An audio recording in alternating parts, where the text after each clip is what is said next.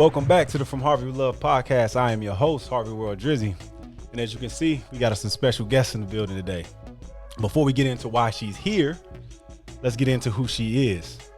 So before you guys get started, first and foremost, she's a friend of mine. So watch y'all damn mouth in that comment section. I don't know how y'all get down. But we got the actual verbiage of what she actually is here. So who she is, a Los Angeles-based CEO and motivational speaker, Victoria Thompson is known for her unique perspective and powerhouse conferences. Originally from Houston, Texas, Victoria is a distinguished Texas scholar, a Navy veteran, and has a BS in psychology and certified green belt and black belt in project management. She has won awards as a poet, given a TED talk on the power of spoken word, and was named the most empowering businesswoman to look out for in 2022 by Tycoon Success. As a CEO of Victory Is Us, Victoria's unique program combines the eloquence of art with knowledge gained from military experience, psychology, and project management. So that's who she is. What she's here for today is to speak with us on the dating pool. And so, but more specifically, business women in the dating pool. So over here on this side of the net, we have they have a problem, it seems like, in the manosphere with women in business, and as it relates to being in relationships. And so what we're gonna do today is we're gonna try to see what those problems are and how we can help fix them, how we can come up with solutions. Because here from Harvard with Love Podcast, we're about the solutions. And so, we might as well get right into it. So I'm going to ask her some questions about herself. This is our first time doing that, so we building as we fly. We're going to ask her some questions about herself, and then we're going to ask her some questions regarding relationships. We'll give her a chance to fire back and ask me some questions and stuff as well. But hold on, is there anything you want to say? Because I'm just running my mouth. Well, thank you for having me here. I appreciate it. Love to get out to San Diego. Look, I've been downtown and it's amazing. There's so many people. It's alive. That's why I stay here. Okay. First of all, I love it. But yeah, thanks for having me. I'm so happy I get to come check it out. Have one of these lovely little chats with you. I'm excited. All right, so, without further ado, we're going to just get straight into it. So the first question is, what makes the dating world what it is now? What do you think makes the dating world what it is now? More specifically, let's talk about the piss in the dating pool. What's the issues that you find in the dating pool? Wow. Well, hold on. We don't even want to get into that. Let's go into, before we're going to get into your relationship status. Okay. So, we giving ages or no? No. Well, we can give ages. That's fine. We give a roundabout early 30s. Okay. That's what we're going to say. So we're going to leave it at early 30s. So early 30s, businesswoman, college graduate, business owner. You in the dating pool. Are you single or are you in a relationship? No, I am not single. I am very much in a relationship. Awesome. As far as relationship, boyfriend, girlfriend, married, what? Boyfriend. Perfect. All right. So you have a boyfriend. So are you guys dating, or you dating with what's the end goal, I guess I should say? Well, not to put him on too much on the clock, but. Well, we've known each other for a little while, we've known each other actually since like 2015. So we've been friends ever since then. And we recently started dating a little bit earlier this year. So it's still fresh, it's still a baby. So he escaped the friend zone. Yeah, he did. So you hear that, fellas? It's possible. It's possible to get out of there. I don't teach getting out the friend zone or even attempting to get out the friend zone. I would be more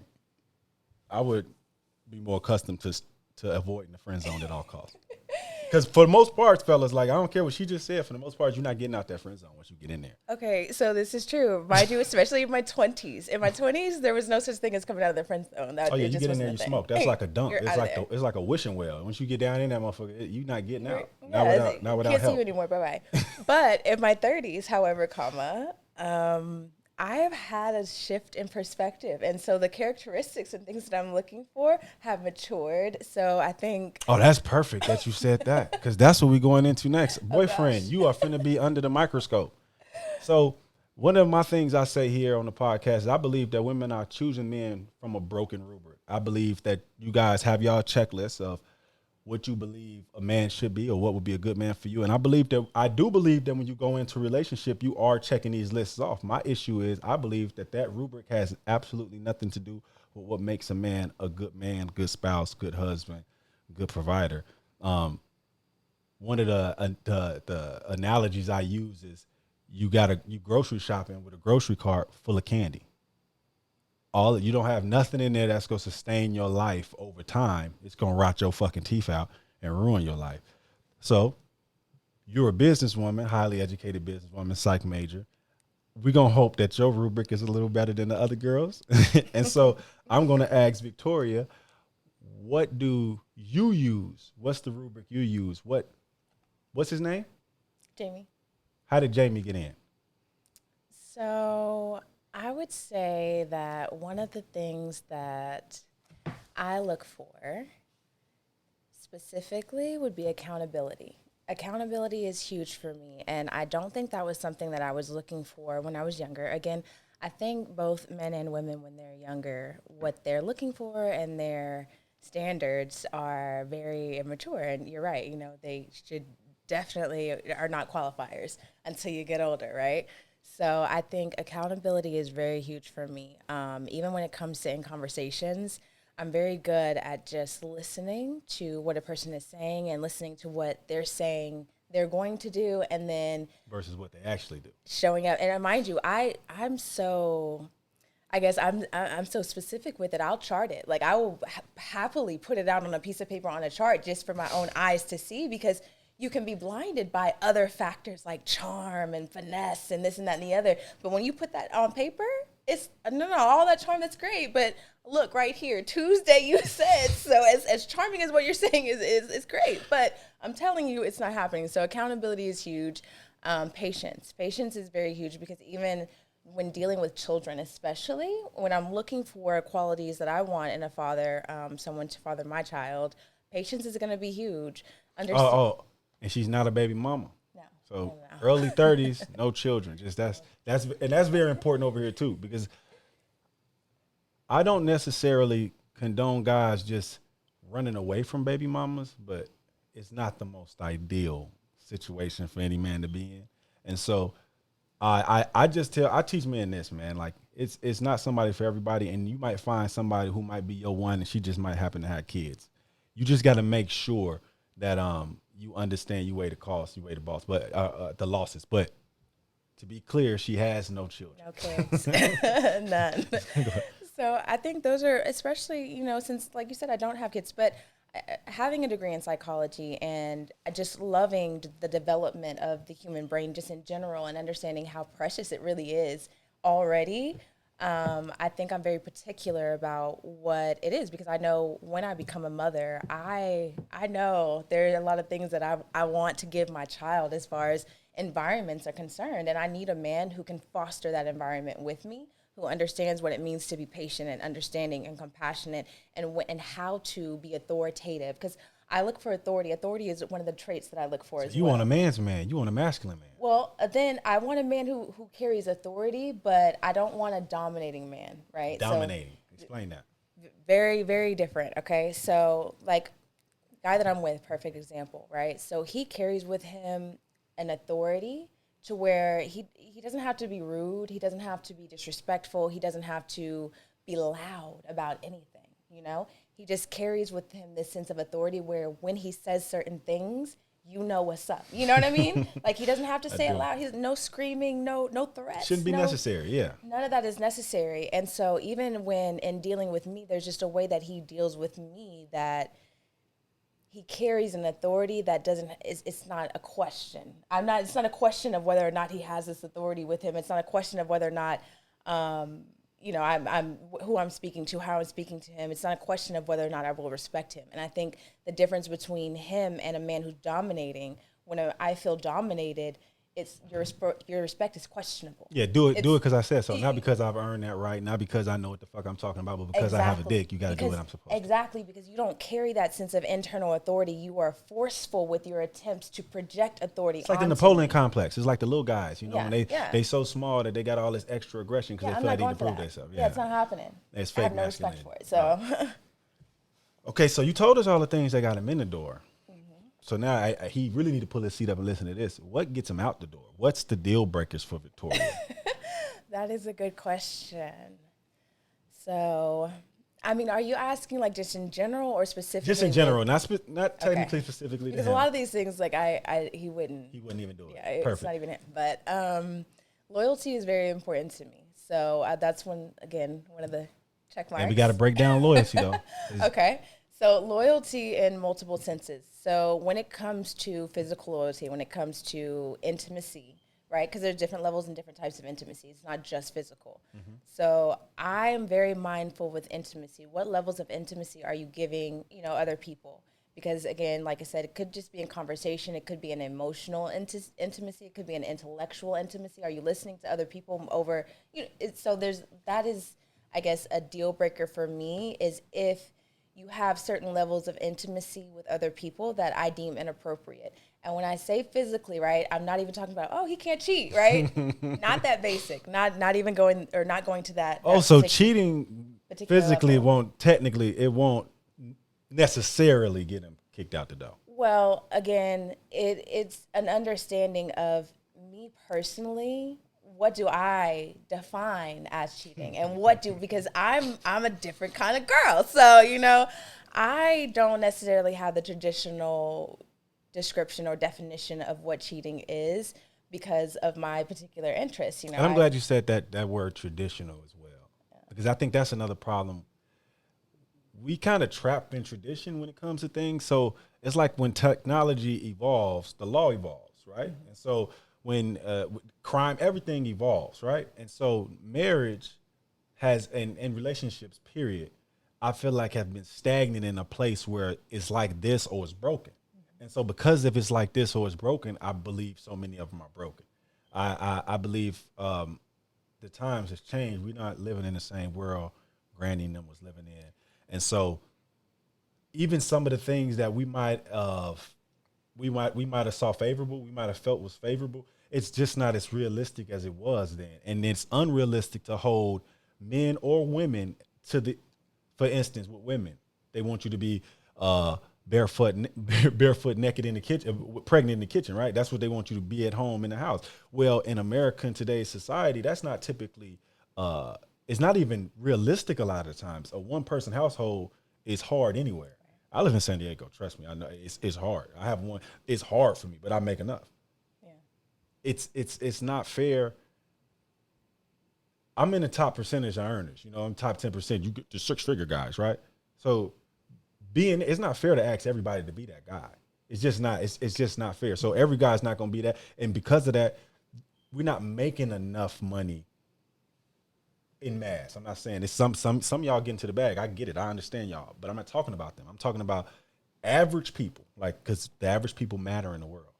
The average people aren't making six figures, and so it's gonna take two of y'all. Maybe I'm not making 100. Maybe I'm making 40, and you making 40, and we can come together. And that 80 can be real good for us. I mean, just as long as we're not trying to buy Birkins off it, we'll be fine. But so I don't believe it's realistic for the traditional. Where remember back in the day, daddy could have been like a teacher or some shit, or had a solid career.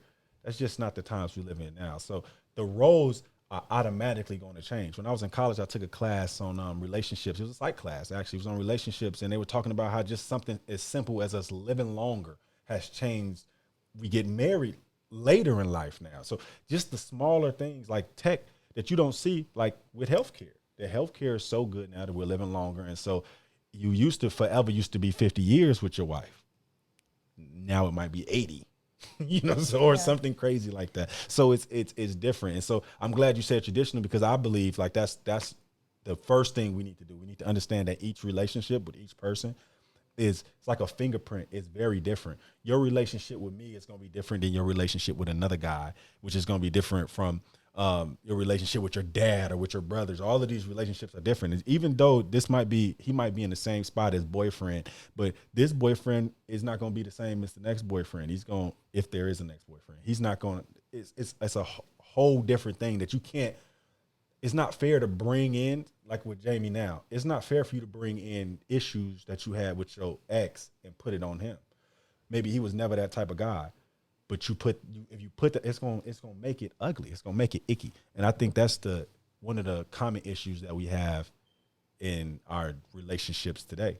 And so I'm glad that you understand the traditional part, and I know, but the people don't know that you're not that traditional at all yourself. Yeah, no, I definitely think that traditions are always shifting, right? So we're always, and if you look at over like 100-year periods, centuries, and you look at traditions that were then, for example, when the age of having children.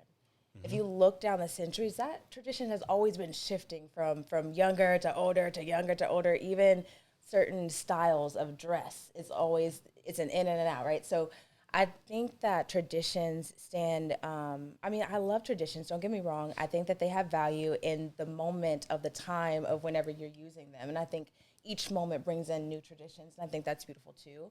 And I think that for me, when it comes to the physical intimacy, for me, again, because of my preferences. So my sexual preferences are no preferences, right? So I just don't have them. They're not there. So I like both genders. I think both genders are very attractive. I think women are beautiful, right? So I'm pretty susceptible to the same, I guess, influence that they exude, as, men, and there's many women who can pick up on that as well. So I got a specific, this has nothing to do with nothing, but it brought me here. So you are attracted to both feminine and masculine qualities, correct? Right. Are you as attracted to feminine qualities in men as you are in those same qualities in women? That's a good question. No, no, I'm like, there's no question about that. No, and mind you, I tend to attract a variety of different types of men. So I do attract men who have more feminine traits, more feminine type of traits. Pretty boys? Behaviors.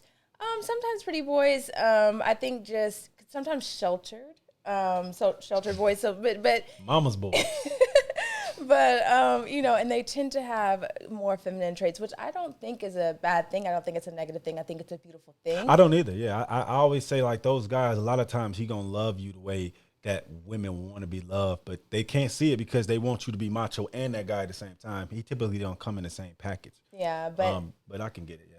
I think for me and for my personality type, I don't, and mind you, because we've had a discussion about, what you want versus what you need, right? So I love all types of men. Don't get me wrong. Like I love different variations, but what I want and what I need may not always be in alignment. I feel like I need that I need that authority in my male counterpart, because I have my own sense of authority when I walk in a room, you know what I mean? And I do need that person to kind of balance that out. What I don't need is someone to get lost underneath it, because I'm not looking for someone to look up to me, to put me on this pedestal, and because that's not a relationship. That's not an equal relationship. I don't want to be admired.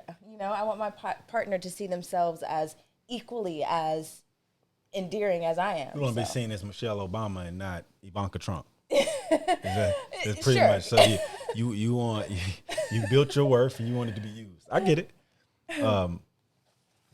Did you have anything for me before we go on to the next? So I do. I have a couple of questions. Let's hear them. So I would say, as being in same general age group, right, and being a married man, right. So what is it that you're looking for in your wife? What is it that your wife carries that makes her the person for you, especially at 30s and in the same dating world and the same environment as single people? What is that like, and what makes you? So what got her picked, and what makes me keep her? Oh, simple. See, I've been with her since I was 18 years old, right? So the guy she met, piece of shit. He wasn't worth much of nothing. A hoodlum, a pookie, baby pookie, right? So she met me when I was pookie. I didn't have nothing. she stayed down through all of the shit. You got to understand, without giving too much of my business up, I haven't had the best relationship with women, period. Starting with my mom. It's better now. It's a lot better now. But as a child, so because of those relationships, I already had my eye on females as insurgents. They was operatives automatically. So I thought they at that time they were something to be conquered. It wasn't something I didn't see them as equals and stuff like that until I met her. So to me, like it made me question whether I ever loved anybody when I met her. Because you had girlfriends, you felt like you loved them. You know, you might feel some type of way when they get out of there or some shit. She was like, oh, maybe that was love, but it wasn't until I actually felt the love that I had from her, the I'll die for you love, that I realized like, no, this is different. And the way she got that is she was a authentic person. And by authentic, I'm not saying perfect. I'm saying what you get, what you see is what you get. She wasn't gonna lie to you. She wasn't gonna sugarcoat it. This is what I'm gonna stand for. This is what I won't stand for. Can you do it? If you either can or you can't. It wasn't. She didn't need me for nothing. When I met her, she had made more money than me. She was already working. She was already working at the IRS and shit like that. I'm a lonely E3. I ain't making no fucking money. I was making $30,000 a year when she met me. You know, so it's like even when I got married, my mom was like, "Oh, she's trying to marry you for your money." I got married at 19. She's like, "She's trying to marry you for your money." I said, "Mama, joke's on her because I ain't got no money." And so the fact that she would say I do when I didn't have nothing, which is the wrong way to do it, fellas. I do not. Uh, I'm not the. Don't get married, bro. I mean, I take that back. You can get married broke if you want to, but understand it's gonna be hard. It works better if you already put together and then you go find your wife. And that's why I think that's a problem with the dating game too. I feel like women are forced to have y'all shit together before us. It's like, so you got a biological clock and all this stuff. So if you a career woman like you are, and your 20s and your 30s is when you need to be hard charging in your career. But it's also, you still got that biological clock in the back that's tick, tick, tick, tick, Oh yeah, the ticking balance away. is crazy. The balance is crazy. It's crazy. And so for men, like I don't believe, I'm glad you said balance. We don't have any balance. We don't need as much balance as much finesse as you do. So I read a book, Relentless. When I say it's about Tim Glover, he used to coach Michael Jordan and Kobe Bryant. And one thing he said about both of these guys is that they knew when they came in to work with him that they weren't going to be the best fathers. They weren't going to be the best husbands. They weren't going to be, but what they were going to be was the very best at basketball player at what they did.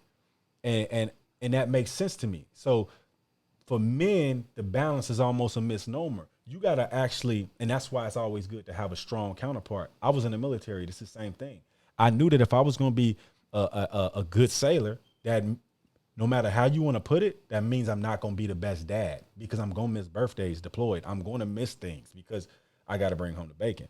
So there's no balance where I get to be a jack of all trades, where I get to be, you have to make that sacrifice. That's a consequence of the decision you made. With women in business, I believe the media and all these echo chambers is telling women that they can have both. It's telling them that you can be this strong-willed, masculine almost businesswoman and have a family as well. There are women that have them, but those women understand that they're not the best mothers. They understand that, yeah, I'm not going to be at the recital because I'm going to be late at the office because I got to, because the boy's going to be late at the office. So she can't, or when you're in a leadership position, you can't, you got to go down with the ship. You can't go run out for your recital when everybody else, all of your worker bees is there busting their ass, missing their kids' recitals. So you have to know going in. You actually are an example of that. You spent your early 20s in the military, in college, and all these, and now here you are. You don't have children yet. That clock's still ticking. And I think that's interesting because even with the balance, I think it really depends on the person because you're right. And the interesting thing because you said sacrifice, and the interesting thing is that what is a sacrifice? What feels like a sacrifice? Because let's say I'm very happy at work, right? Then sacrificing maybe being in certain events or something like that. Like, is that, I guess, who determines like what a sacrifice is? And like, I guess You do. even whenever I talk about balance and even as I'm envisioning, what that would look like with children, and having a business and things like that. You're absolutely right. My business is my baby. That's my firstborn. Let's be real. This is my firstborn. I love her. Don't touch her. But I do feel like I can't wait to share that with my child as well. But I do think that there will be some sacrifices as far as how my child grows up in comparison to traditional, growing up in traditional childhood, because I do feel like there will be some things that are different. But I don't know. I think that my child will enjoy their childhood no matter, what it is. But yeah, I definitely think that my balance, even once I have children, will probably be maybe different. I don't think it'll be average or typical. Yeah, well, it is what it is. I mean, you cross these bridges when you get to them, but at the end of the day, you know, as a career woman, that when there's going to be things that you're going to miss. It's just simple. It's sad facts. That's why, like, even when me and you talked about it, and I talked about how I know I want a nanny, like, I already know, like, there are just certain things that, I love the concept of bringing, my child to work. I don't see, but I also know that I need to be able to work, type of thing. So, like you said, finding what works for you is going to be, or what works for me, it's going to be huge. So, making sure I answered your question, right? Did I answer it good enough? Yes. Y'all let me know if I didn't in the comments. You said authenticity, so I love that. That's pretty much what it is. I don't need a girl to try to be what I think the perfect girl is. I need you to be who the fuck you are and let me accept you for that. Because I'm gonna be who I am. Like, I'm borderline. I got prescription strength arrogance. I say that shit all the time. I believe in me if don't nobody else believe in me. I'm gonna bet on me if don't nobody else bet on me. It's just how I always been. And because of that, I not that I want a woman like me, but I like people. Like, I have some friends that most people would call a piece of shit, right? But they my friends. And they're my friends because they authentic pieces of shit.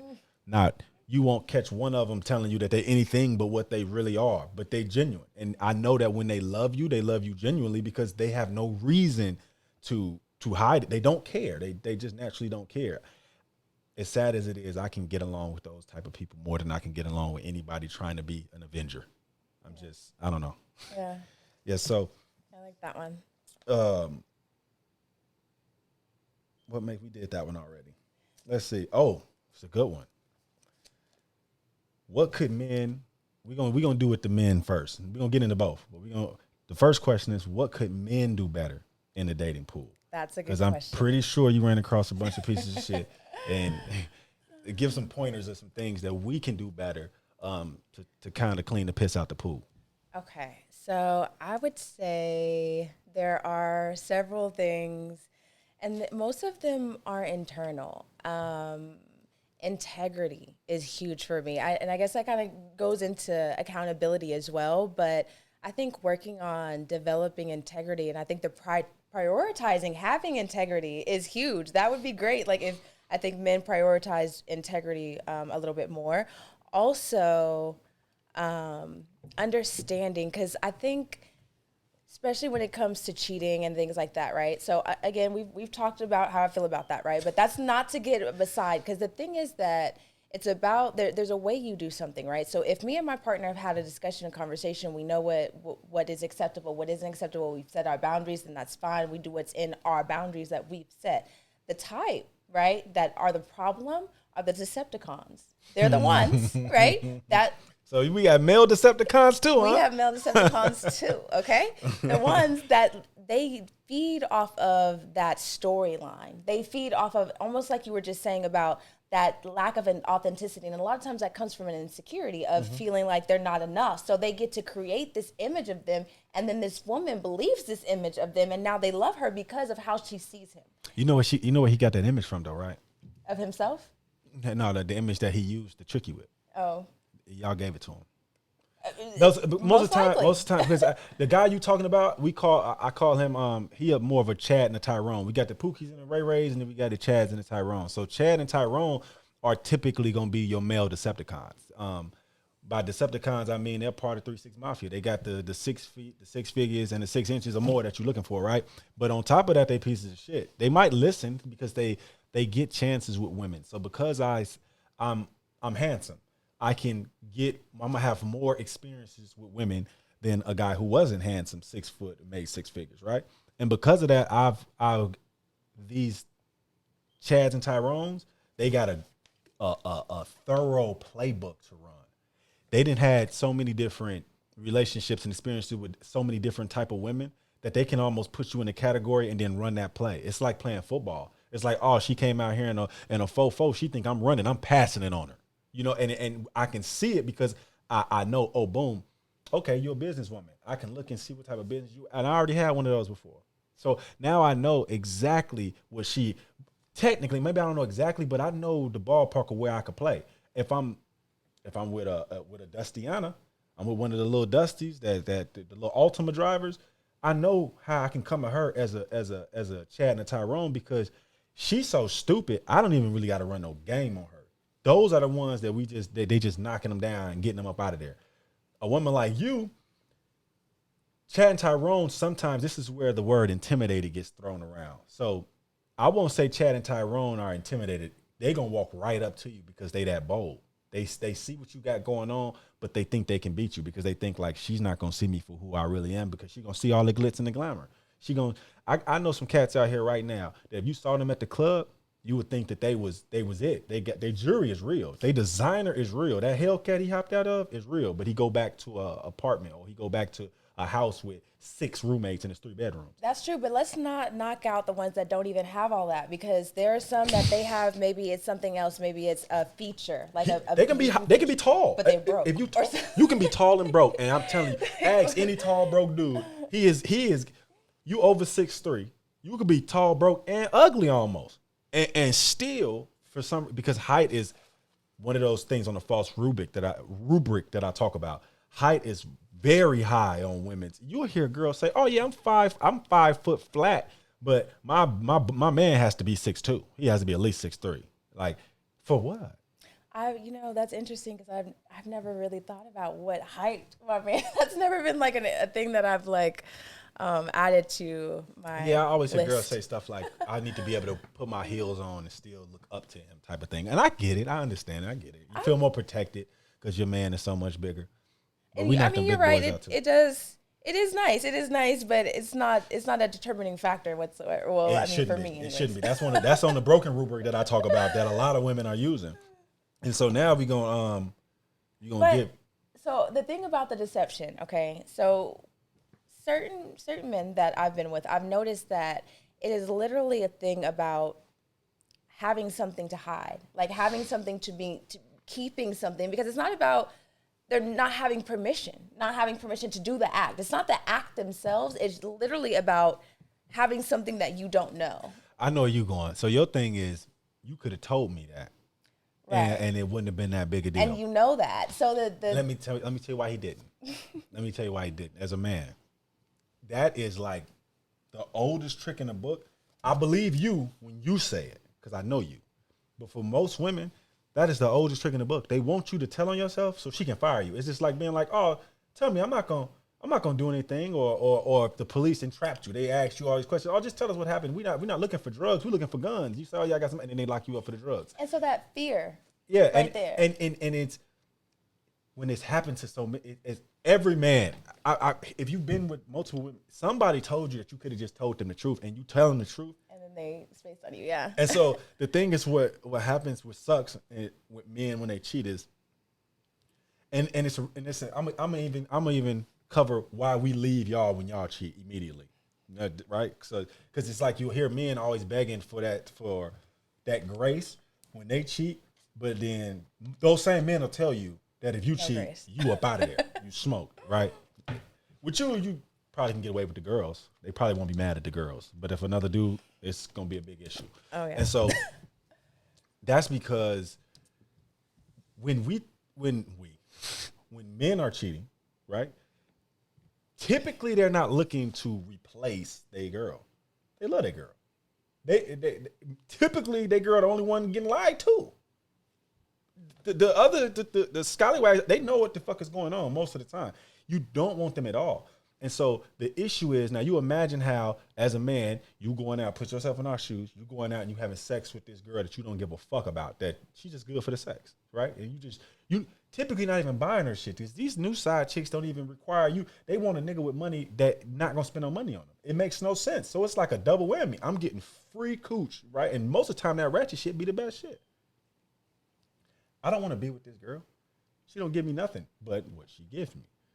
I'm keeping her a secret for a reason. I don't want to get caught. I don't want to lose my girl. So this is the thing. Now put it on the other, show another foot. You my girl, and you letting some other dude do to you what I'm doing to these other chicks. All I'm thinking is, this nigga don't love you. You know why I know he don't love? Because we are men, unless they into some other sexual shit. We don't like to share. Not in that way.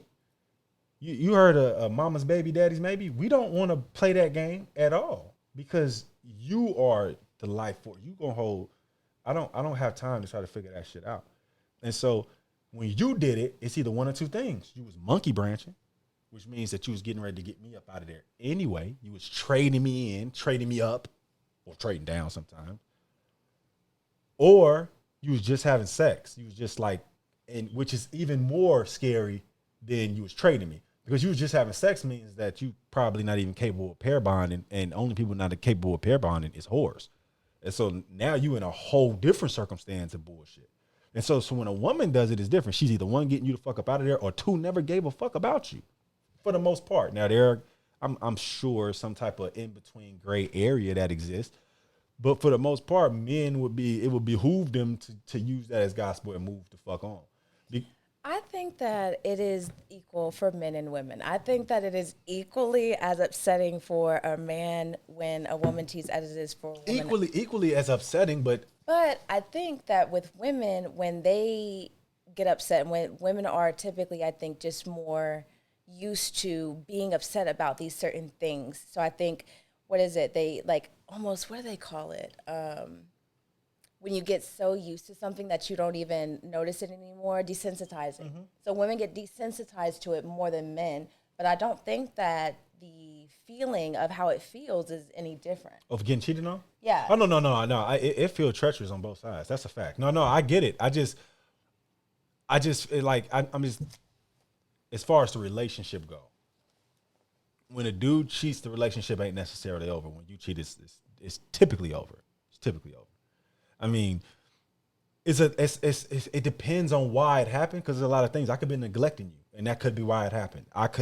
And then that's not just whooping your ass or financially or verbally abusing you. I could have been neglecting you by just not giving you my presence. I might have been working too hard, and it sucks because that's the worst thing to men hear. You got to understand like how hard it is to be a man and hear that I was working too hard, especially when most of the time our significant others is our why. It's why we do anything that we do. Like you go into a job that you hate most of the time, and you go into that job for them, and then you doing all of this. You it's so much more. I mean, even with the women, it's like we get it. You guys bear children. You forego your whole future for the most part in order to build this family with a man for him to do. But this is the thing. The only time I feel like if the real shitbags, I mean, I don't ask no man to be. Nobody's gonna be 100%. I don't expect that. There's going to be, I mean, not necessarily failure, not necessarily being unfaithful, because there are men that have no problem at all being faithful. Those guys exist, and they don't look a certain type of way. Like a lot of people, I mean, typically they probably look a certain type of way, but there's these guys of all walks of life. I just think to hold anybody to so I'm trying to say this without sounding like a misogynist, without these people killing me, because you can't do what we do. It's just we playing different games, and it's just like as soon as we realize that it's yin yang and not yang yang, it'd be the better off. Like it's just certain things you can do that I just can't do. It's certain things that I can do that you just simply can't do. Like for instance, even the thing with you like girls and you like boys, right? So you can go off and have an affair with a girl, and I'm not sure, but if Jamie's like most of us, he's not gonna hold that female to the same esteem. He's gonna hold that sexual relationship with another man. You see what I'm saying? Because when you with the other female, you was in a masculine position. You was fucking her. When you was with that man, you was in your feminine position, being conquered by another man. Makes you weak, makes me weak. But see, and I think that is, again, perceptual, because even whenever it comes to sex and when it comes to who is conquering who, right? I think, again, because we just kind of talked about that, but I really believe that is a perceptual thing. So do you think a woman can conquer a man during sex? Yes, I absolutely do. And like I said, I understand the traditional definition of what a conquering is, because you have an outie, right? And I have an innie, you're the conqueror. Like, I'm playing offense, you playing defense. I get it. So I mean, but think of it this way, right? If you're a basketball team, and let's say this is back when the Lakers was good. You're losing to the Lakers. Kobe and them, they were hard to beat. Kobe, Shaq was hard to beat. We're not going to be mad at you losing to the Lakers. The issue that we have is when you lose to the Bobcats, and then you lose to the Indiana Pacers with nobody, and then you lose to these trash teams. When you start losing to trash teams, which means that it's easy to, it's like it's not even worth it. Because I'm not going to be mad if the dudes that you're having sex with, they paid their way. They showed you time and affection and love. They did all of these things. But if I know that this man didn't put in anything, any effort, he just got the sex because you wanted it, to me, you lost. But did the girl put in any effort? She never has to put in any effort. We are men. We're wired differently. All she has to do is put in effort, because I have to, like, if I'm your significant other, I have to listen to you now and then. So, but that's my significant other. We're talking about just sexually. If we just all things being the same, we're just talking about sex as the thing. Then as just sex, then no, it's just sex. I'm on offense. I'm the slut maker. I can't be a slut. Even by, you ever met a dude and asked him what his body count was and cared?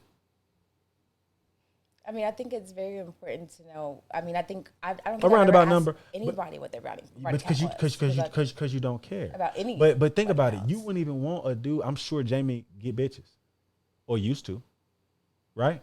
I'm sure he did. Okay. Because you wouldn't have picked him if he wasn't. Okay. Another thing. So if most women, I don't know about you, will admit that, like, the way that that's men's nature to just be easy. It's male nature. We easy. Girls say it all the time. I know you buy him a hot dog, I know he'll fuck. It's easy. We're easy. Most girls, you won't have a problem having sex. If you went to a bar right now and there was 80 fucking people in there, and you was like, and you had your card that showed that the cooter was clean and that you didn't have no disease and that you was willing and you wasn't crazy or nothing that was gonna give them a rape charge. Most men, I want to say upwards of 70% of them in that damn bar is going to go, and they're going to go right now. Some of them will go with the other motherfuckers in the room. They don't care. The same is just not true for any man. I can go into that same thing, and unless I'm like this high profile clout demon and rich, I'm just not going to have that same kill ratio that this average 19-year-old female could have walking into any establishment. But what we're saying is talking about the mentality of, is if a woman is able to have sex with someone and it just be the same as when a guy has sex with a woman. Like, if she's able to, because you're saying that it's different, it's just not the same, because she is going to feel something for this man. I mean, it's science. It's a hormone that's released in you that is linked to love. When you have sex, this hormone, just like dopamine is linked to happiness, that's not the same for me. So in order for that to get turned off, in order for you to be able to forego that, you would have had to beat it numb, which means you would have had to have frivolous sex over and over and over again, or have a traumatic event that causes it to go off, like a rape, a molestation, or something crazy, somebody taking something from you. Being cheated on. I can't call being cheated because nothing happened to you. Oh no, there are many of women who I know who literally have been cheated on, and caused that. And that's behavior. that's because they're not that smart. When you cheat, think about it, a man cheated on you, right?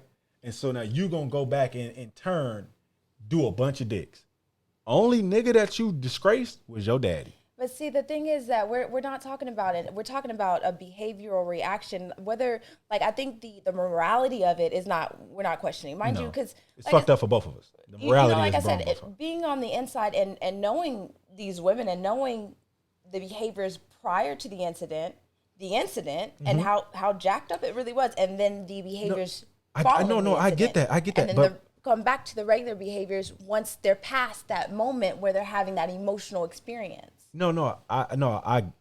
I think you misunderstood. I totally agree that women do that. I just believe that they shouldn't. If that makes sense. Like, it's not that happens a lot. I know plenty of girls that I grew up with that did that same thing. But I'm just saying that it's a thousand. She had a bunch of roads she could have went down after she got cheated on, and she picked the one that was detrimental to herself. But and this is true. I'm not negating whether or not it's a bad choice or anything like that. But I'm just saying that there are definitely moments that, that come from that traumatic experience. And I'm trying to save women from that. That's why I'm having a podcast now, because I want you to know that that's not what you should be. You're not a boy. You can't go out and I'm gonna do these niggas how these niggas did me, because you won't. Because every nigga that you gave pussy to, that's what he really wanted. You got to think in this age frame, like I said, y'all got to have y'all life put together first. So in a man's 20s, he is not obligated at all. It's no incentive, not obligation. There's no incentive at all for him to slow it down, because one, he's not prepared. Typically, women in mass are telling men that they need to make 6 figures in order to qualify to be with them. That's the prereq. So, but wait, what is the actual question? The question, or what is the actual comment? Is it that it's okay for men to cheat and it's not okay for women? Like, I'm not saying it's okay for anybody to cheat. I'm gonna be clear. It's not okay for anybody to cheat. It's just worse when you do it. It's worse. And that's why men overwhelmingly in mass, they get out of there when you do it. So, and the men who stay is because it's options. It's an option thing. Okay, so you're saying that in general, it's worse for a woman to cheat than it is for... Yeah, it's hard because y'all don't do it naturally. It's unnatural a man to cheat. Oh, because it's unnatural for a woman to cheat. So that makes it worse. Yeah, I mean, it's unnatural, and it's just because of where we stand. As a man, it's worse. So, I mean, it's not worse. I mean, it's the same. Let's make no mistake. The deed is the same. The hurt and the pain that it's going to cause the significant other, the person on the other side of it, is the same. What I'm saying is the reason for why it was done is worse. So a dude is just trying to get a nut from a wife who won't fuck him anyway is different from a wife who's sitting at home eating up all this man food, spending up all his energy, spending up all his money, burning up all his credit, and letting some other dude do nothing and get the only thing he really gets. Like, that's what I get out of this. I get you and the mother of my kids. I get that. And now you gave the highest honor you can give me, access to your womb. You gave that to some other dude who did nothing for it. Nothing for it. Like, so. Well, you don't see how a woman could have that same sense of yes, disappointment. Yes. But typically that same woman is not that she deserved it, but at the same time. So let's talk. We was in the military, so you seen how many dependopotamus we had at all of the chiefs. They had equally fat wives that was just mean and evil, and him cheating on her, who's just mean, evil, she's no feminine about her. You know, he is basically keeping his family together because she might be a great mom. She might be, but she ain't great to him. She big as hell now. She not what she used to be. When he met her, she was nice and petite and fly, and now she big as all outdoors and mean and evil as a result from being big as all outdoors. On top of that, whether I still find her sexy or not, she don't find herself sexy. She won't do nothing to work out or to work on it, and she won't give me sex because of it. But this is a very specific. But it's a lot of guys going through this Incident. How many times? It's not really. How many? You know how many dudes are in sexless marriages? Because here's the thing, right? So the male, what you've just said is that the male is unhappy with his female partner. He's unhappy with his partner. He has whatever his reasons may be. But many times the woman is equally as unhappy with her partner, whatever her reasons may be, and both of them are equally as valid. I didn't say that, but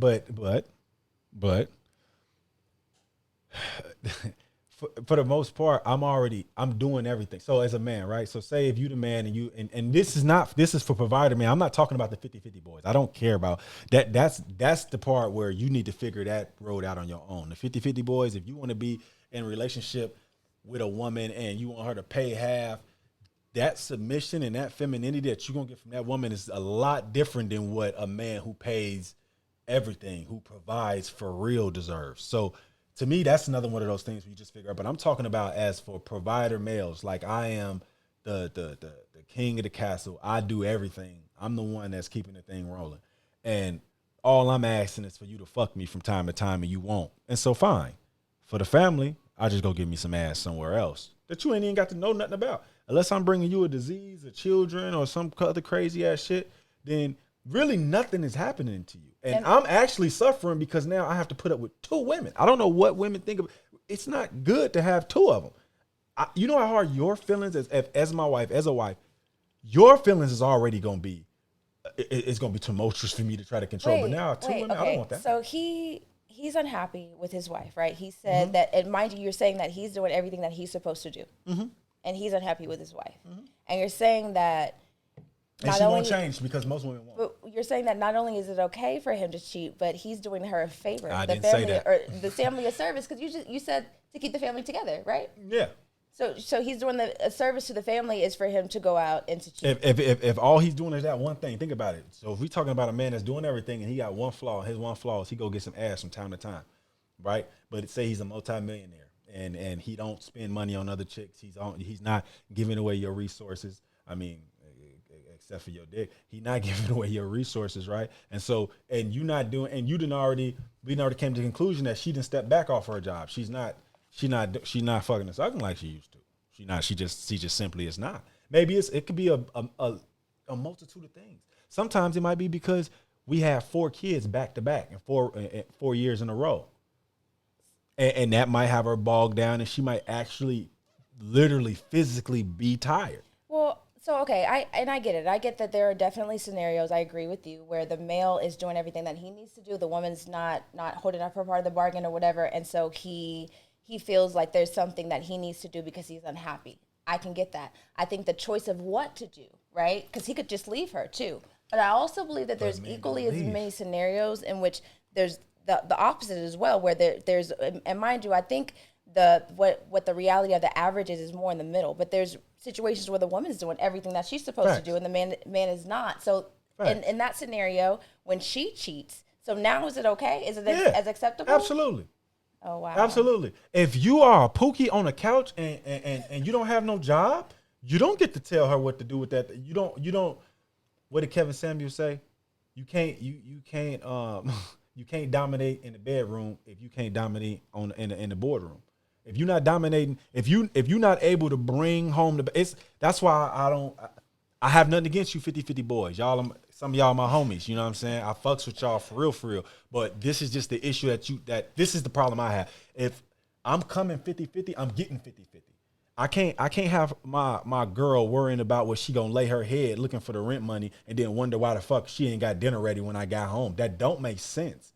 Like, she's working, I'm working, but you got to have your shit put together. Why would I do? That's dumb. Well, so, and mind you, like I said, I get both scenarios, but I just think that the choice to cheat is where the change needs to come in. The choice, right? Because you could have just left. You could have just, mind you may have had your reasons why you didn't want to leave. Can we just leave? So I'm married, right? So say you married to a multimillionaire and your wife ain't doing nothing. She ain't been doing nothing for the last 5 years. You got to divorce her. You don't just get to leave her. Right. Divorce, leave. Leave her through divorce. And give her half of my shit that she didn't, that she ain't. You see what I'm saying? Well, but that's what I said. Like, you might have your reasons that are holding you in that situation or whatever. But again, that doesn't negate the fact that it's a choice, because you could still choose to do that. You just have reasons why you don't want to make that choice, but it's still an option. But you still could do that. Another option is your wife could do better. Again, there's a multitude of options. Yeah, but I'm your just wife saying could that do better. The cheating one is the one that is the one that I got a problem with cheating okay too. For either gender. Because cheating to me, and cheating is when I'm trading. That man ain't do nothing to you if he got some ass that you weren't gonna give him no way. And if you had to violate his privacy to find out, that's even a double whammy. I feel like he shouldn't even have to explain himself to you if you went through his phone. It's like me reading your diary and asking you, "Hey, what the fuck is this on page 17 you said about me?" Wow. Like, it's your diary. You supposed to have why you if you decided not to explain what you said on page 17, I need to understand that because I had no business fucking reading it. Snatch your diary out of my fucking hand, tell me get out your face. Because at the end of the day, that's what's going on. You violated my privacy because you violated my trust anyway. You had to distrust me to even go through my shit. So you distrusted me, you went through my shit, and what if you'd have found nothing? If you'd have went through my shit and found nothing, you wasn't gonna come give me no fucking ass or no star on the calendar for, oh, I went through your phone today and you didn't have nothing in there. You gonna say, nigga, you probably just smart and deleted it all. So I get nothing. So basically I just got violated and I'm supposed to eat it. As men, we just not good at eating that type of shit. Well, I think that there are behaviors and how you present yourself that would cause a woman, and this is just in my experience, because but under the police can't even do that. The police need a warrant to look through my shit. You don't. But not about the rightness of whether or not, again, this is not a morality clause, right? So whether or not she was right to violate your privacy, we could get on that, but hold on. First, I just wanted to say that I think that it's like a set of behaviors and certain things that cause you to behave in a certain way. Just because from my experience, I've had relationships where I never even thought, and this is a majority for me. Majority, I never even thought to look through the phone. That was never even a thought. That the relationship I'm in right now, I don't even think to look through his phone. And he has multiple. I don't look through any. I have no reason to. I don't have any. There's nothing about the way he behaves. You know what I say about going through phones? It's a reason why I never went through a phone. It's simple. There's nothing for me in there. Yeah. If I go in that phone, there's only one thing that could possibly be for me in that phone, and that's some hurt feelings. Well, but the only reason is because of the behavior. Because then I have previously dated men. This is the thing. Who their behavior warranted it. You are not the police. Their behavior do not warrant you investigating them. So this is the thing. Like, if you, I'm not saying be stupid, but I'm saying it's me. It's a respect thing for me. I know how. I was a shorty. It was the golden rule: treat others the way you want to be treated. I would not be comfortable with nobody going through my phone. Not for the shit that I don't. Not for the shit like I got some bad shit, but it's just some private shit that I don't want you going through my phone and seeing or looking or whatever the fuck. It might be some art that I'm working on at the time that I don't want nobody to see. Yeah, but again, I'm not saying whether it's right or wrong. Like, I'm not saying like going through someone's phone is right, and I'm not saying that going through someone's phone is wrong. I'm not making a judgment on that. I feel both ways. I feel like, you know, it's right and wrong. So I don't have any solid judgment right and wrong. on. It's wrong and wrong. It's wrong and wrong. Do not go through that man or lady phone. But I will say that when it comes to going through the phone, just that behavior of going through the phone, I do feel like there are certain behavioral triggers that cause someone to say, this is the type of person who I need to check this person's phone. Because again, like I said, because in my experience, I'd say 90% of the men, I never felt triggered to check any of the men that I've dated phone. 90%, it's never a thought. But then when you have that 1%, so when I met that man that I had that trigger where I feel like going through his phone, it was very different for me. And I asked myself, I said, what is it different about him that's causing me to want to feel the need to do this, right? Yeah. And it was his behaviors, it was sneaky behavior. And I can tell you, like, down to the T of walking behind me, a girl passes, and I see out the corner of my eye, you making eyes at this. These little things that say this person. Yeah, but you got it. That's a certain type of scoundrel. Like, if you got you a nigga that's gonna make googly eyes, that's a Chad Tyrone type of nigga. And you should deselect for shit like, because like I say, it's the difference between a man that cheats and a cheater. Like, if you got a nigga that's out here actively hunting bitches, that's out here, like, he with you, but when he not with you, he trying to find some ass. He texting some ass. Like, I'm not saying the men fall into some ass, but it can happen. And it could be a litany of different reasons. And not to say that any of them is, oh, this is a good reason to cheat. I'm not saying that. I'm just saying, like, all things aren't equal. A Pookie Tyrone fucking Chad motherfucker who's sitting around actively pursuing other women while he with you is a piece of absolute shit. And as soon as you see it, the same way we deselect women, as soon as they cheat, we get them out of there, you should get it, because he's not ready. His actions is showing you that this ain't what I want right now. I mean, I take that back. This is what I want right now. I just would have got my ass and got up out of there. But I'm not ready for it right now.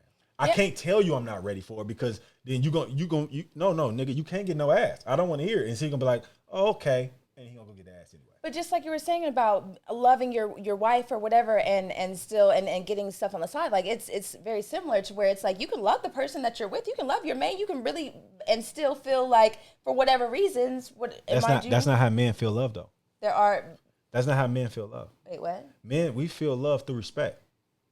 Okay. So as soon as you let him fuck, that was disrespectful. You don't respect me no more. That's why you get fired. And the light just went off. That's why you get fired though.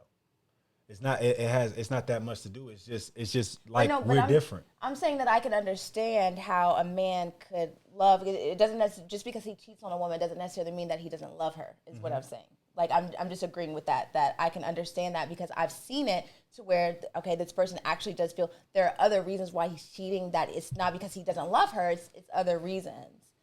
Yeah, sometimes the woman ain't got nothing to do with it. Like that's another issue that we just have is like a lot of times people think like right, it has to do because he cheated that I did something wrong. You might not have done anything wrong. You might have been the perfect wife, perfect everything. Most of the time you didn't. And he just most of the time it has to do with things that he's experienced in his own life that he still needs to heal from that's causing those behaviors. But again, what do they say? Heal the boy, the man will appear. Yeah, but y'all Yeah. I mean, it's like I said, it's our timelines are off, I believe. I believe women got to get theirs done first. And it's really hard for business women like yourself. For men, we have no incentive to even get married at this point. I couldn't find one. I mean, I know I can't find one. But it's no way to explain that to a guy who's out here getting ass. That there's any reason why you have to. It's a focus inside the man that has to change that. You have to, because if you as a man still enjoy chasing ass, then you should do that. Because you shouldn't play with another woman. You shouldn't tell her that you're gonna be. And it's nothing that kind of sucks. Because I know some guys that tell girls straight up, "This ain't what I want. This is what this is," and they still will still try to bully and domineer their way into these positions after this nigga just told you. Like, look, I don't want that. That's what I'm saying. Honesty is not a you got to get out of there. That's not what that means at all. You can still be honest and get exactly what you wanted. So honesty is not a deal breaker. So you think we beat this horse long enough? I think we did. So we got a video to review. We only gonna do a little bit of it because we already ran over. We already over an hour already. So we gonna see. This is from the It's Complicated YouTube channel. I'm gonna leave a link in the description so you guys can watch the entire video. But what we're gonna do now is just go over, if I can get this thing to pull up. We're gonna watch one of his videos on my favorite topic in the dating community. It's settling. Mainly women settling.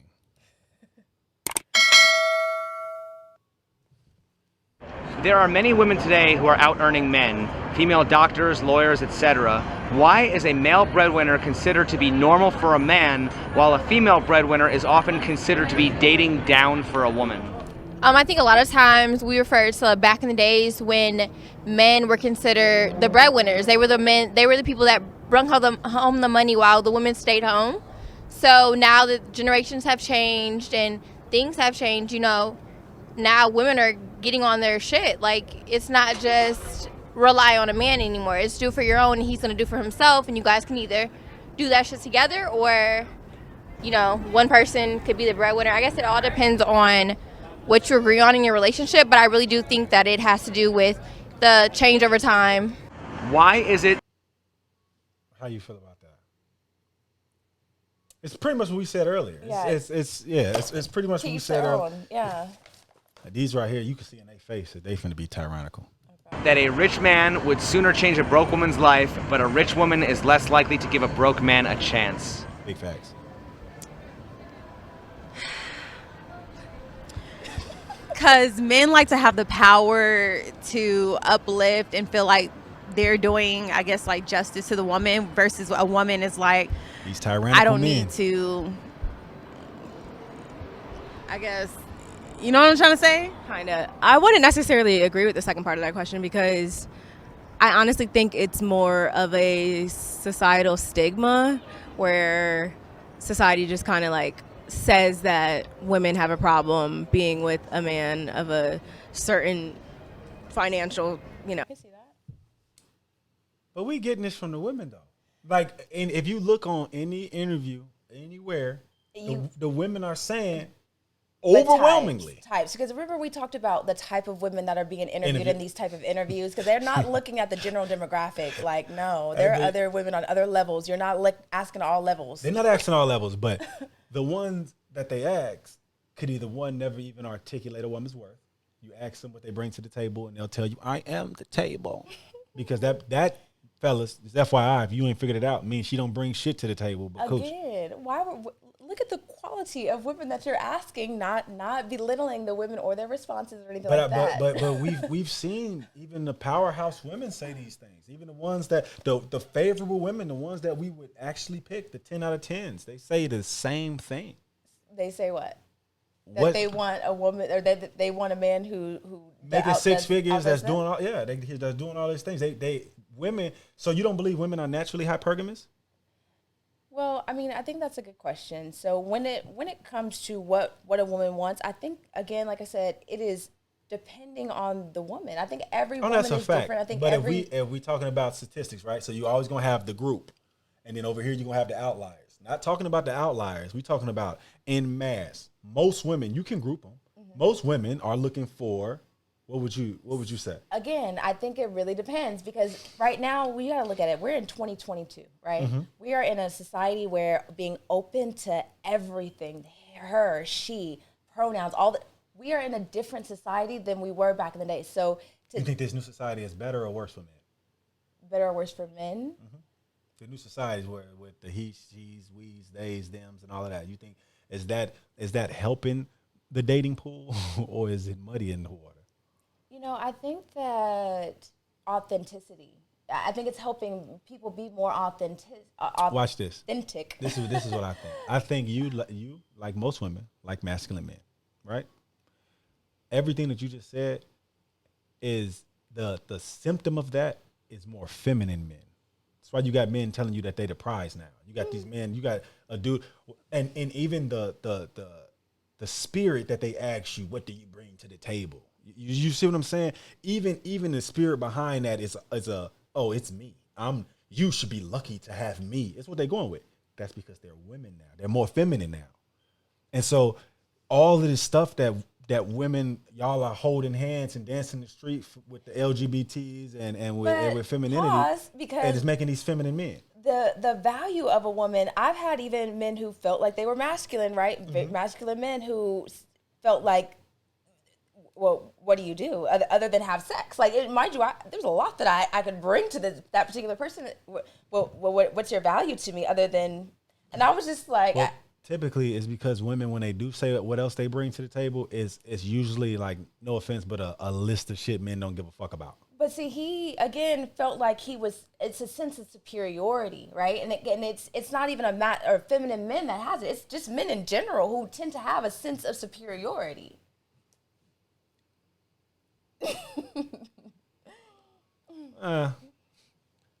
We'll agree to disagree on that. I mean, there definitely are men that they got this sense of superiority. But what I'm just saying is, I don't believe at mass that is tyrannical, patriarchal men that's running around that's ruining it. I'm thinking like men, like even as a masculine man, I am, even my wife, a lot of times I say stuff that's not controversial at all. A lot of it is pretty much traditional. And it's always like, oh, you can't say that. Oh, yeah, that's why it's because you can't really be masculine is almost off limits. It's almost illegal. Let's let these tyrannical women finish showing their status. But in your defense, yeah, we're not. It's complicated podcast. So what he's doing is he's interviewing women on the Las Vegas Strip, which looks like at night. So this is the issue I have with the channel. I love the channel, but the only issue I do have is that the quality of people that he is asking the questions to. But what she's saying is valid though. That this is a perceptual thing that people are saying that women in general love this. I think it's more of just certain women who like this, and it depends on where you are. Again, in the animal kingdom, like where you are, because being around women who have means, right? Who have had means and stuff like that, that's a norm. So it's like, I think it's who you're around and who you're talking to that determines what you think people, most people say. We're talking about averages. If we're talking about the average person, so say we're talking about the average black woman. She don't. According to the stats, there's not a whole lot going on there. But see, that's the thing. The average, are we talking about average income? The black woman of a certain income. Because average is hard. So if you saying average, because it's 1,000 different ways. So average income, yes, but average looking, that's totally different. Because a girl that's a 10 out of 10, we all know gets away with murder in the dating pool. She's gonna be able to do. Lori Harvey. Lori Harvey can throw away as many good men as she wants. She's Lori Harvey. Typically, women aren't Lori Harvey. Typically, women are normal-looking girls with normal jobs and normal hobbies. You see what I'm saying? And so, it's society. I think they say society, but they mean media. And media is showing you the clout demons. They showing you the celebrities and the people that you know's relationship. These people are up here when it comes to dating, period. They high earners, they very, very beautiful. All of these things, it matters. And so for normal people to try to shape their shit off of what Sweetie says, so Sweetie can say, real ass bitch, give a fuck about a nigga, or the city girl, whoever said, they can say that type of shit because that's the type of time they really on, because she got the money like a motherfucker. She looked the look, and she can get any man she wants. She can pick, because she can do that. You got other normal girls thinking that they can be city girls as well. Oh, I can go be frivolous with my coochie. I can mismanage my coochie the same way they do. And it's a girl's world now. It's not. The rules haven't really changed that much.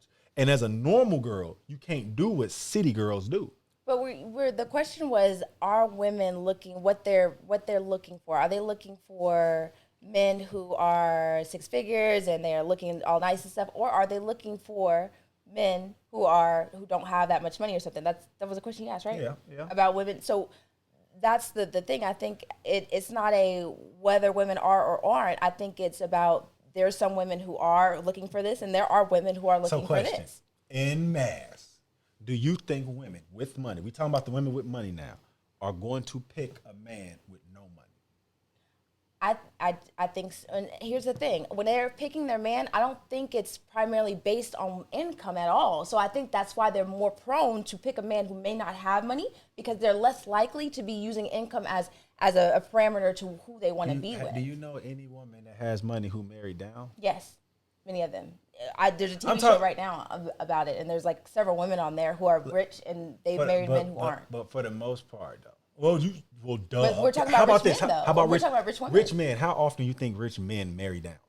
Probably a lot. 100% of the time. They I mean, always. not necessarily 100. Very 98. Think about it. They not going and getting some. Sometimes you just end up meshing. Like if you a business person, I'm a business person, and we doing business together, and we end up falling in love. That's something totally different. But for the most part, when I'm a rich man and I'm going and I said I'm Michael B. Jordan, he went and picked a 25-year-old vibrant woman that he wanted. She just didn't pick him. She said no. But that's what he picked. He didn't go pick. But Michael B. Jordan came from where?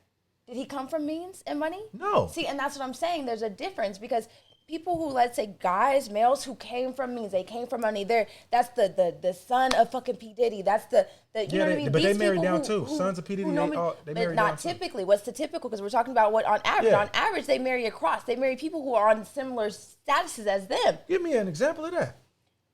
How, I mean, what not? Look at half the rap culture. Look at the rap culture just in general. Like half the people there. Look at the NBA stars who. I don't know nobody NBA star's wife name but Savannah, and that's because she's LeBron James' wife. When you think and you talking about rappers is a good reason that you said rap. It's a good thing you said rappers, because we talking about guys in remedial classes in high school. See, I think we're talking about perceptually too, because a lot of these wives of these people who are doing NBA players and stuff, like they are in their own right. They are on that level. These women are not average. No, I get that. I hear that all the time. Like you hear women saying, "Oh, average women get picked by these NBA players all the time," but what they don't understand is that you can't see their value, but those women are not average. They have a lot going on in the background that you just don't know about, so you think they're average because you know what this person does. I agree with that. I don't necessarily think that that's what we as women think right off the bat, but A rich man see the future in a woman, and we could build them up. But a woman already feels when they got money that they already built up, and they wouldn't want to build us up. You feel me? They feel like they're better than us when they have money. We're broke, we're all this when they got money, but when it's the other way around, they want us to pay for their bills and help them financially be stable and everything, you know? I think we all have standards, but women are always told all their life, don't settle, don't settle, don't settle.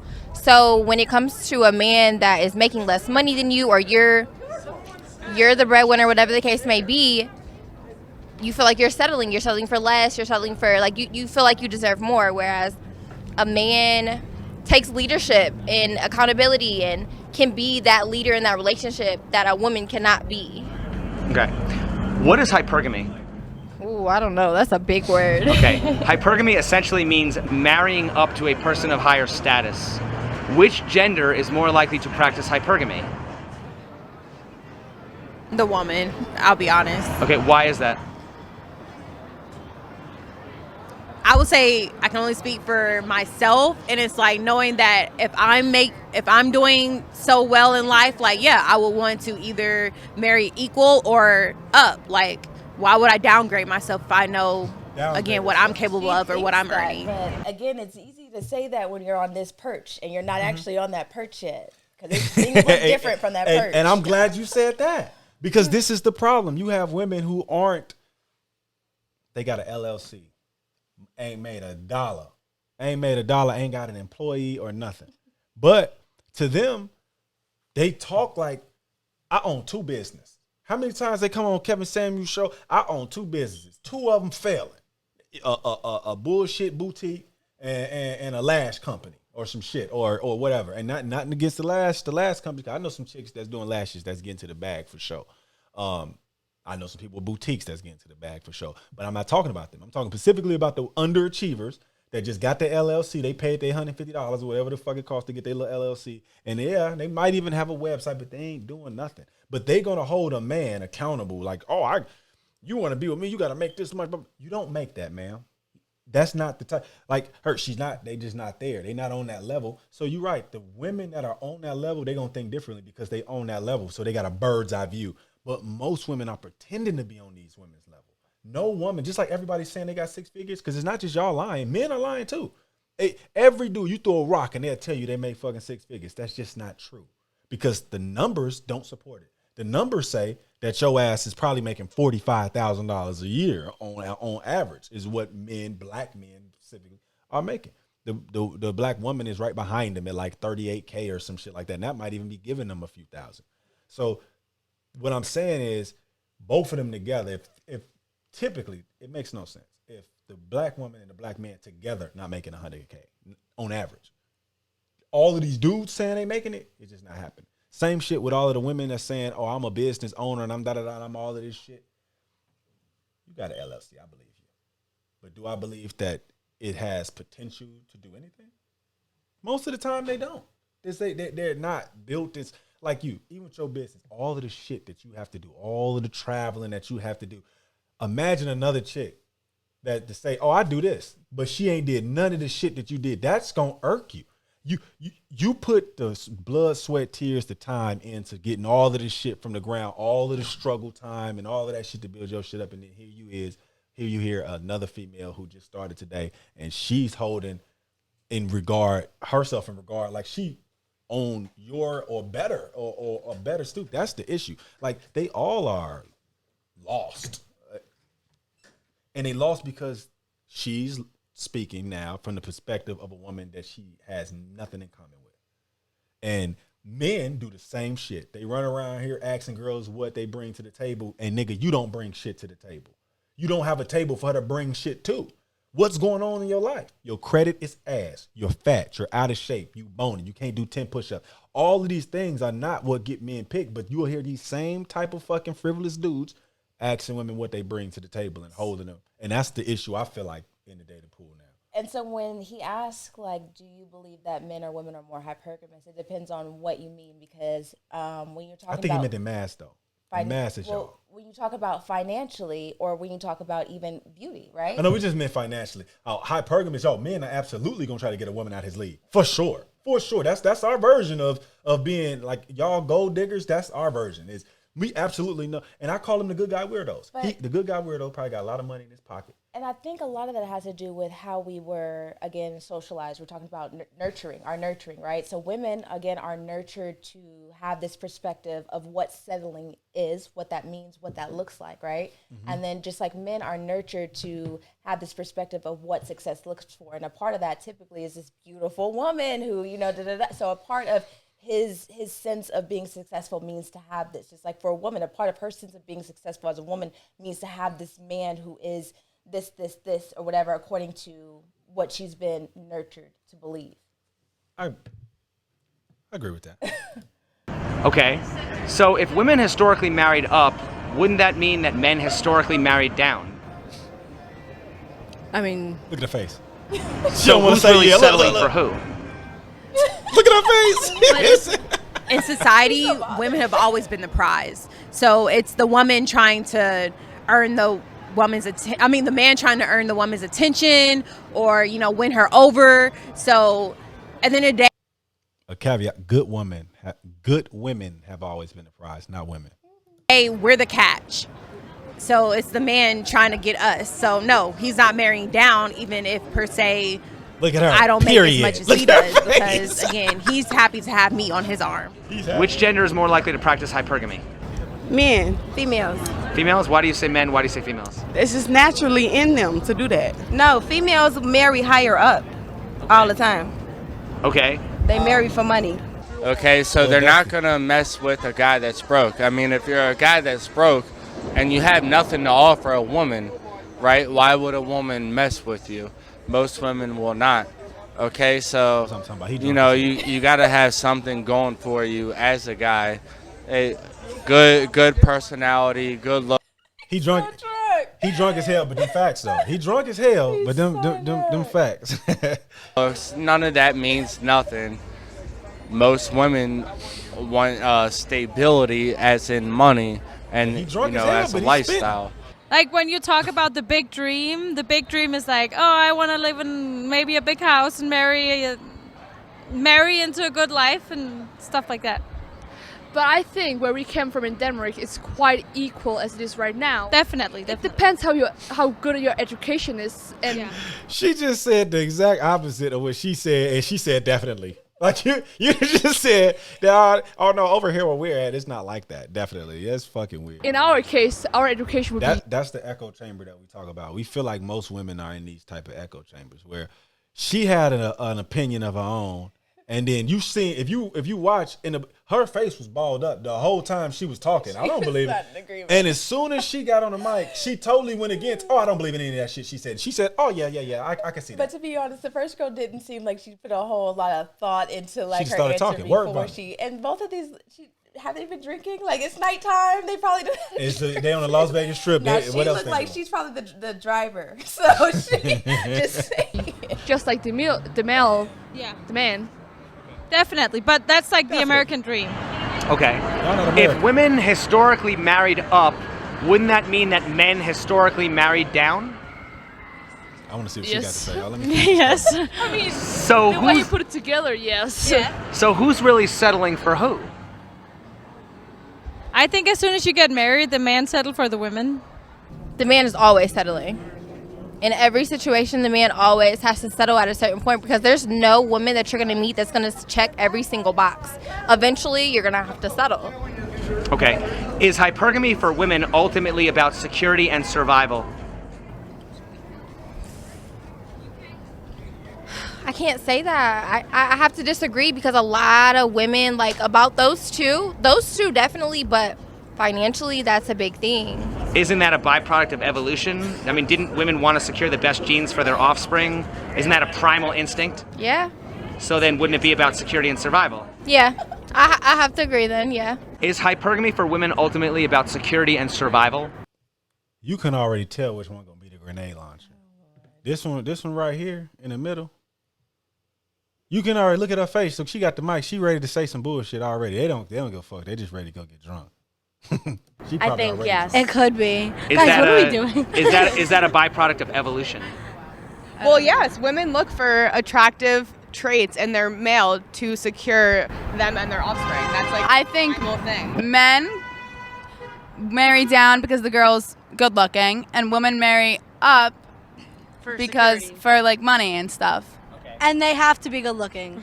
But you know what? All men end up ugly anyway, so who even really cares? And look who said Actually, I'm not going to include myself in this, but a lot of women are just looking for the richest man. That's the thing. They just want to find the one with the most money. Whereas some are looking for some that will accept them. It's different for everyone, but majority are looking for the one with the most So money. do you think that women are looking for sugar daddies and men are looking for trophy wives? Oh, shit. That's facts. I gotta agree with you on that one. Guys, facts. don't fight me. Does hypergamy mean that women will always continue to choose the best option and never settle? Ooh. No, because a lot of women settle. Right, but do they want to settle? No. So they would want to choose the best option, right? Yes. Yeah, I mean, What type of shit is that? I mean, what kind of question is that? But think about it though. So that means that you. Nobody wants to That settle. means men do. We settle all the time. Men don't want to settle. Men don't want. He said, "Do you want to?" Was the question. Yeah, but women just don't do it. No, that's They not what monkey he said. The question was, "Do you want to settle?" Like, I would love to settle. I'm so excited to go settle you should for less be. than what I think I deserve. You should be. I've never Yeah. have I ever. No one ever does that. But it's not necessarily settling for less than you deserve. This is what people don't understand about life is you get what you deserve. Well, all he asked was, "Do you want to settle?" What do you think? What do you call? Let's define settling. So, what would settling look like for Victoria? Well, no, I mean, we're talking about here. No, right? no, We're talking about the description here. Settling. I mean, again, like I said, for this context, whenever he says settling, like we're talking about what is he talking about? But Okay, what are you talking But about? for me, when we're talking about settling, I think that is there's a lot of things that come into what is settling. I think it's personal for each person, and it depends on what it is that you believe that you want. So for you too, I think, and what you're willing to give for that, because I don't think that settling is just you're just not getting what you want. You're not getting what you want. I think it's this imbalance in what you're getting versus what you're giving that makes you feel that makes unsettled. sense. Okay, that makes sense. That's what I feel it. That's pretty much what I feel it is. But this is the thing, like we all settle. That's like never. There's not a perfect man on this planet right now. That's just like custom built for Victoria. He doesn't exist, right? And so it's always life is always gonna give you somebody that y'all gonna both have to do some molding, both have to do some sculpting to be able to fit the yin yang the right way, the way it's supposed to work. And I just feel like we get away from doing the actual work, and that's why we keep saying settling when you're not settling. Like he might not be that what you want right now, might not have the potential for that right now, but if y'all are both committed to that relationship, then he can be that's not a settlement. Well, I think it's also about appreciation, because That's a fact. I think a lot of where we come into this argument of not receiving what you should be, it's really a question of a lack of appreciation on both sides, a lack of appreciation for men for women and women for men. I truly believe both sexes have a general lack of appreciation, but That's a fact. I believe that's like a normal thing, because and this is just for in the human experience, you tend to lack and start to appreciate things less the more you get used to it. Like my hand, if you open that door for me, I'm going to tell you I'm like, oh my God, thank you for opening the door for me. How many times do I open the door and say, thank you, hand, I appreciate you opening the door for me? Not ever, because my hand's been here my whole life. It's always opened the doors for me. This is the problem that men have, right? So the problem men are having in dating is they're saying that even when they are this dude, even when they are the 3-6 mafia, they got the good career, they got the money, they handsome, they 6 feet, they got everything. The women that they get don't treat them like they are what they are. So for instance, I use an analogy. I say I'm gonna start a cartoon. It's gonna be called Larry the Talking Lion, right? And so Larry the Talking Lion, he's not like other lions, of course, because he can talk and he lime green, by the way. So when you see Larry, you know. But Larry lives, we're gonna call her Victoria. Larry lives with Victoria, right? And so you lay up with him all the time, but when you go walk Larry, right? Everybody in the street, they got regular dogs. They like, oh my God, why is you have a lime green lion? And then he starts speaking. And they was like, oh, he speaks. and you know what you say? You say, "Oh, that's Larry. That's just Larry." But everywhere he goes, all the other women that see they see Larry as a lime green talking lion, and they say, "I've never seen one of those before." But you've had him since he was a pup, since he was a little cub, and he's always spoke to you, and he's always been exactly what he is. So to you, it's Larry. But Larry wanted to get treated the way he used to get treated. When people was trying, the way these other people treat him, the whole world is treating him like Larry the talking lion, but you treat him like just fucking plain old fucking Larry once you get him. Right. And that's why these men do what they do. But see, and that's the thing. It's not a gender thing. That's a human thing. That's a human experience thing, because I think I've told you about the situation where I was dating someone, I was cooking all the time, and they had this one person who cooked for them, and they like posted it and everything, and I was like, what is it so special about this person cooking? And they said, well, because they don't usually do it, and you do it all the time. And mind you, it's literally, and mind you, it's not a one person this or that. It's humans just in general. That's why even in the Bible, they talk so much about appreciation and gratitude. And you hear even in the self-aware, all of them talk about gratitude being so important. And it's because it is. It has an effect on your perspective, and your perspective has an effect on how you experience a situation. If I'm driving, and because I do this all the time, when I'm driving, I intentionally appreciate the drive, because you know how many times you're driving and you are surrounded by this beautiful earth that God has made. Oh, I do it every day. I drive home I live in San Diego, and I'm driving home seeing mountains and shit all day and palm trees. That's why I never leave. So there are times when literally I'll just turn off everything, no sounds, and I'm just appreciating this, even when maybe it's hot outside or something, but just the appreciation of life. And again, meditation teaches you to do this all the time. Just appreciating breath and stuff like that. Because again, the struggles, all these arguments that you're talking about, men say that this and that, it is a lot of a lack of appreciation that's causing and fueling these arguments. If men just had a higher level of appreciation for the woman, and the woman had a higher level of appreciation for the man, a lot of these arguments wouldn't even be had. Agree with that. I mean, women are picky as is, so it's like they're going to always choose the best option for who they want and who they want to be with, because they're not going to settle for less. They're going to settle for the top dog. Some women are so set on not settling that they never find that perfect person. And it's just, they just keep looking, and they're going to look until they find no one, because no one is going to check all those boxes. Okay, is hypergamy the equivalent of men never satisfied with only one chick? I mean, a man of high status is always going to have multiple options. Like, that just comes with the man who has money like that, or even has that type of quality of life. Is hypergamy the equivalent of men never satisfied with only one? I'm not saying that it's fair, but that's just the facts. And also, I always say that I feel like if women want men to be better, then this is the thing. They got to be better first. But why isn't it fair? There's nothing that's unfair about that. A man, he's going to have multiple options because he has a woman. Just like a woman who is gorgeous has multiple options throughout her entire life. And that's what I'm saying about being equals on equals levels is you guys can understand each other. You guys can understand. Being beautiful is a value. It's a fact. If you translate it to money, it would have, because mind you, money has had no value until we made it valuable at the end of the day. Fact. But beauty expires. And so this is the money thing. leaves too. So this is the thing. We have. You can be broke. You can go broke. You could, but that's. So neither one of them are forever. Neither one of them are forever things. No, one of them is definitely not forever. But women are beautiful, can be beautiful forever. There's women that are beautiful until the end of their days. That's a fact, because what's his Elon Musk mama? Old white lady, still fine.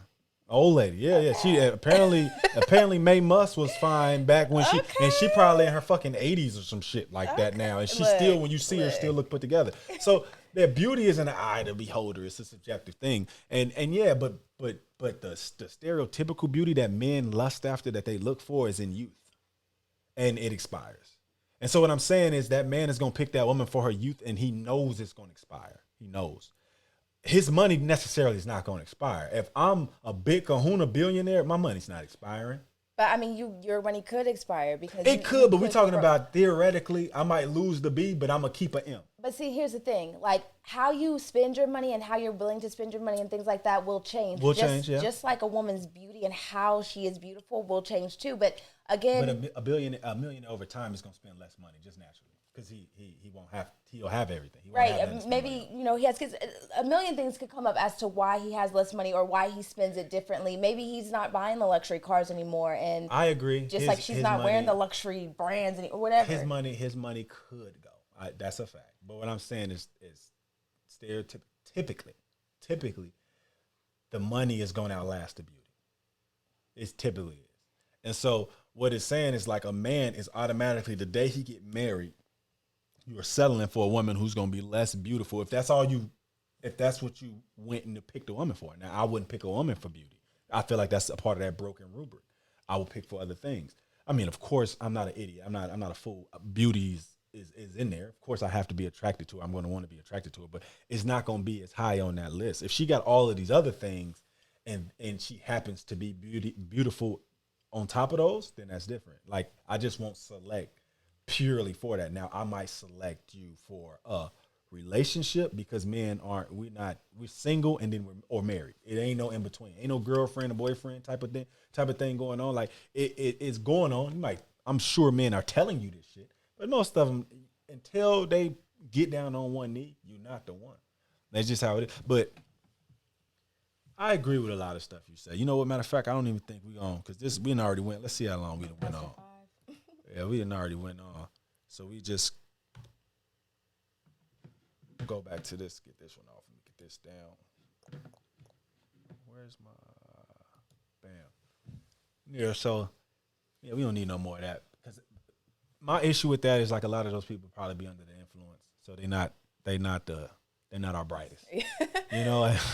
But I like the way he worded the questions. I like the way I like the discussion, and all of his. He always have really good questions, shit like that. But the issue I think is like we all looking for something that's unrealistic. We use stupid words like settling to make us feel like you taking something less than. I believe we get what we deserve. I believe whoever you end up with is going to be a consequence of what you've done in your life. So where you've been, how you've carried yourself, how you look, all of these things go into who picks you or who you pick. And so I feel like we all get what we deserve. And so like for somebody to do this, to do work for this type of person and then get mad, expect another type of person. It's like everybody expects somebody better than them, somebody above them in some way. And it's really, it's a win-lose thing. You trying to cheat somebody at the beginning. You coming in knowing that you're not how do I say it? So like women, I don't believe that they know what the men that they want, if that makes any sense. Like they know how they expect men to pick women for the same reason that they pick men. So they'll be like, oh, I'll pick a man for blah, blah, blah, blah. And then you go build yourself into a nigga on accident. So you done went and built yourself into a nigga because you built yourself into what you would choose for. So like that's why women lead with how much money they make. Oh, I already can take care of myself. And like most of these women think like being independent is, no, you're an adult. I don't care that you got your own car and that you can pay your own bills. And because I know that when I take you on as my wife, that's my job. So I don't give a damn. It don't. And typically women's money don't even really circulate back into the family. It circulates in, it's his money is the family's money and her money is hers. That depends on the situation. It definitely depends on the situation, but I'm saying in mass for the most part. You know, like I want to say it's like 80% of the women who get into relationships that have the money, they always protect their money, but the men, they almost never do. It's like 15% or some crazy shit like that. It's because, but they would say women love harder than men. I always say men love harder than, we more sincere with our love than women are. That's interesting that you say that. That's an interesting perspective. That's the first I've heard. But I don't know. I don't think that women, when it comes to the things that they have and what they bring to the table, I don't think that it's a threat to a man and what he's doing. Anything that a woman brings to the table should not be a threat to a man at all, and vice versa. what you bring to the table shouldn't threaten me at all. Right. But we done already went on this thing for I don't know how long. Oh, we got a hour and 40 minutes. So oh wow, 2 hours. So we definitely let this thing run over, but I don't know. I might chop it up. I probably don't. I probably just put it up just like this, just let it run. But in conclusion, I think we came to the conclusion that men and women could both be more appreciative. That could help in the dating pool. And I think we need to look outside the box when it comes to relationships. I believe like this is 2022. Your granny's relationship probably ain't going to be your relationship. Your mama's relationship probably ain't going to be your relationship. So you should be trying to find your person. And y'all should be trying to write up y'all own contract for y'all own new relationships. It's what you can put up with. You might be a woman who can't put up with cheating, and you just know you can't and you know you won't. That's fine. Let him know that shit up front and fire him as soon. Don't, if that's what you know you can't get over, fire that motherfucker as soon as you can. In HR, they say that you're supposed to take your time and hire and fire quickly. You take your time in the hiring process. So I want to make sure I properly vet this person, male or female, that's going to be coming into my life. I'm going to properly vet this person, and then I'm going to offer them a job. They're going to come in, they're going to do this job on a probationary period. As during that probationary period, if they do anything wrong, I'm firing your ass. I don't got time, especially when you in your 30s. You don't really have time to try to figure this thing out. Like you talking to other 30-year-olds, you had 30 years to figure this shit out. At this point, it's not okay. I mean, there are people who ain't got it figured out by 30, but that's another one of our issues. I feel like we always think it's okay. You don't have to have it figured out by now, but you should have. You fucking should have. Like, you don't have to have it figured out, but it's not okay for you to just be like, oh, I'm taking my time with things. You're going to die alone taking your time with shit, or you're going to die without the shit that you want. Like, if children are really high on your things, your to-do list, then you need to be doing things that come with that. You need to be moving in that direction. If your career is what you care the most about, then you need to be moving in that direction. Your career need to be the present, and that just come with consequences. Like, yeah, if you put your job first, your significant other is gonna have to either one, be okay with it, which there are plenty of men that will be, or two, you're gonna have to get you another man. It's just the fucking, it's just the fact of the matter. But that's enough for today. I'm gonna go ahead and stop yapping because we already over 100, an hour and 40 minutes. See y'all on the next one. Just me, my lady, I don't need no guys. That was fun. Just me, my lady, I don't need no guys. Hand squad.